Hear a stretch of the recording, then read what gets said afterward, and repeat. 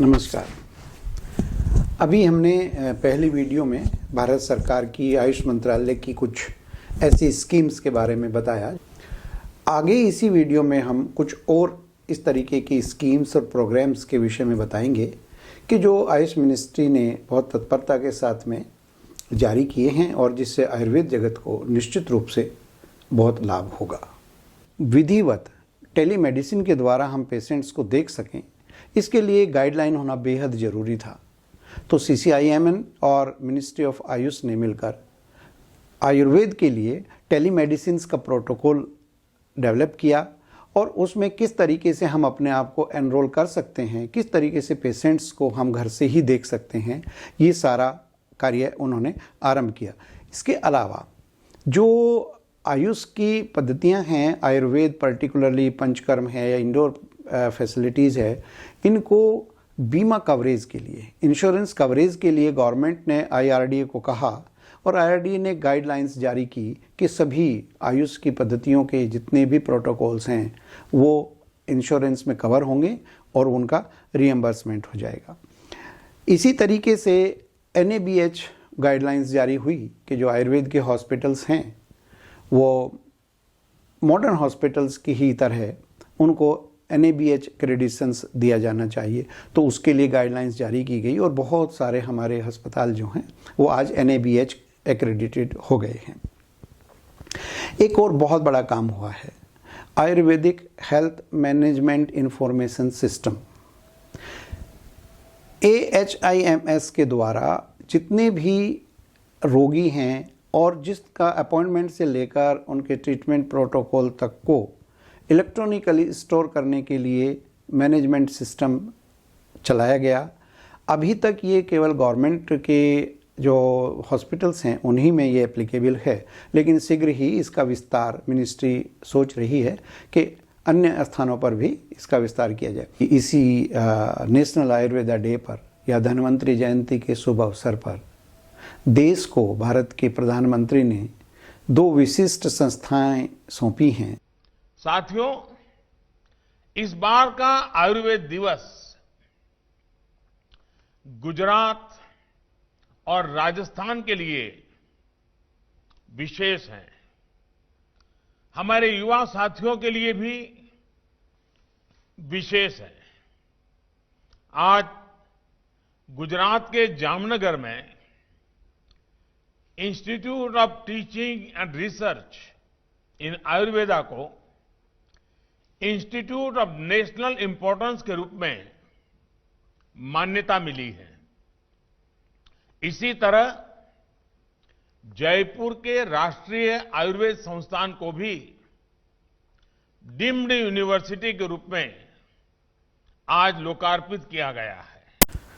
आयुर्वेदा दिवस पर ही एक और बहुत बड़ा अचीवमेंट हुआ है जिसमें भारत सरकार के फॉरेन डिपार्टमेंट्स, आयुष मिनिस्ट्री, माननीय प्रधानमंत्री जी, इन सभी का अभूतपूर्व योगदान रहा और पहली बार वर्ल्ड हेल्थ ऑर्गेनाइजेशन के डायरेक्टर जनरल ने इस अवसर पर वीडियो संदेश हम लोगों को दिया और वहीं उन्होंने ये भी घोषणा की कि ट्रेडिशनल मेडिसिन के लिए एक रिसर्च सेंटर जो है वो भारत में WHO स्थापित करेगा, global centre for traditional medicine research.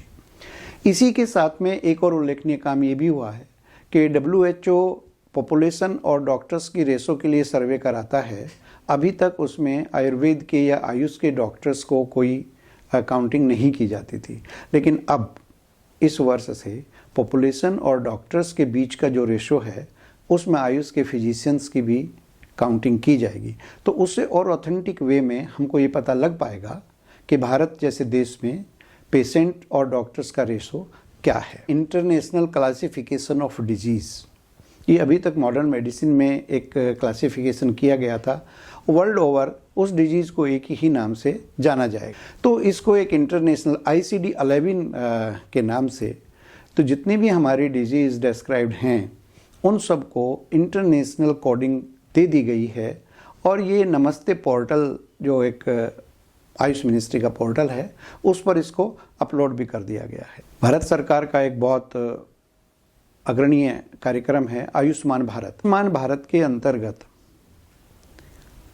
Health and wellness centres की परिकल्पना की गई और वर्ष 2024 तक 12,500 Ayush health and wellness centres स्थापित करने का लक्ष्य रखा गया है।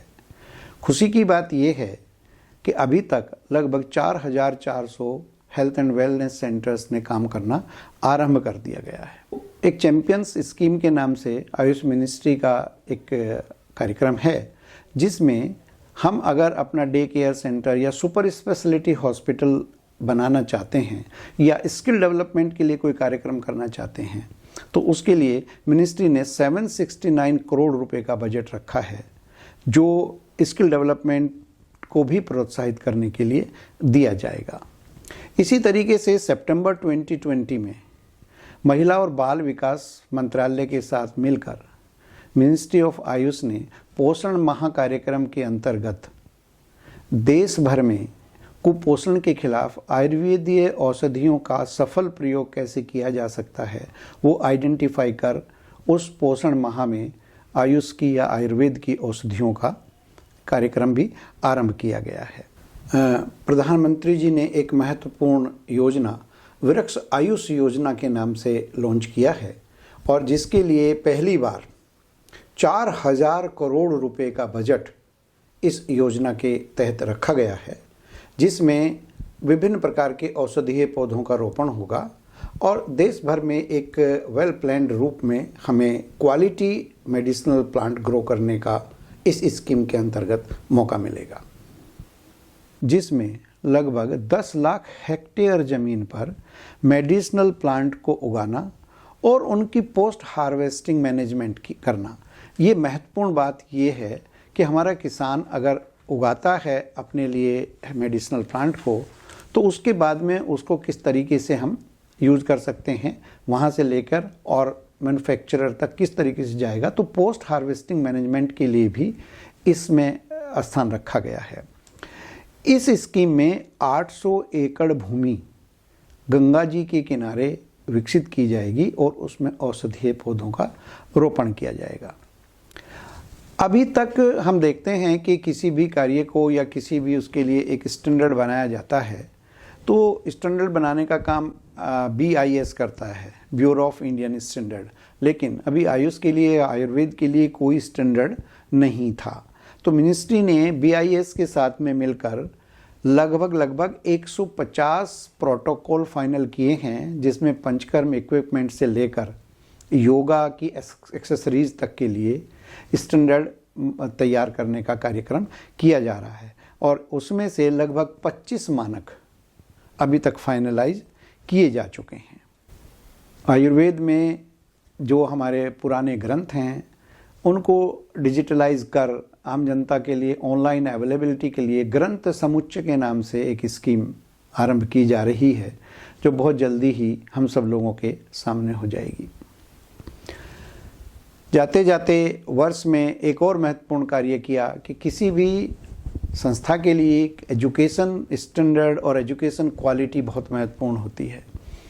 तो आयुर्वेद की चिकित्सा शिक्षा के लिए जो CCIM central council for Indian medicine है उसको डिसॉल्व किया गया था और उसकी जगह national commission for Indian system of medicine NCISM का भारत की संसद के द्वारा उसको पारित किया गया और वो एक कानून के रूप में जारी हो गया। उसके परिणाम स्वरूप CCIM को भंग कर दिया गया और बोर्ड ऑफ गवर्नर्स का गठन किया गया। तो ये एक महत्वपूर्ण काम भारत सरकार ने 2020 में किया। जाते जाते एक अन्य महत्वपूर्ण और मोस्ट टॉक्ड अबाउट कार्यक्रम कि CCIM ने या NCISM के बोर्ड ऑफ गवर्नर्स ने आयुर्वेद के शल्य चिकित्सकों के लिए एक वैदिक नोटिफिकेशन जारी किया, जिसका एस्पेक्ट केवल लीगल एस्पेक्ट था कि हमारे सारे पोस्ट ग्रेजुएट जो शल्य में पोस्ट ग्रेजुएट होते हैं, चाहे ENT में हो, जनरल सर्जरी में हो या डेंटल सर्जरी में हो, वो सर्टेन टाइप ऑफ प्रोसीजर्स को लीगली अलाउड किया गया है। हालांकि वो पहले से करते आ रहे हैं विगत 30 वर्षों से, लेकिन उस पर बड़ा ह्यू एंड क्राई हुआ और कहते हैं कि कई बार नेगेटिव चीज़ भी किसी के लिए एक अच्छा काम करती है। इसमें बहुत सारी चर्चाएं हुई और उस चर्चा में जो निकल कर आया वो यही निकल कर आया कि जितने लोग इससे परेशान हैं उनको आयुर्वेद के विषय में कुछ नहीं पता था। तो मेरी दृष्टि से आयुर्वेद के लिए निश्चित रूप से ये वर्ष उल्लेखनीय रहा और बहुत सकारात्मक रहा। आज नया स्ट्रेन आ रहा है, उसमें भी आयुर्वेद के द्वारा सुझाई गई सारी प्रोफाइलेक्टिंग और क्यूरेटिव ट्रीटमेंट्स सफल होंगे, ऐसी मेरी आशा है। इस विषय पर और अधिक चर्चा करने के लिए हम पुनः आपके सामने होंगे। नमस्कार, धन्यवाद।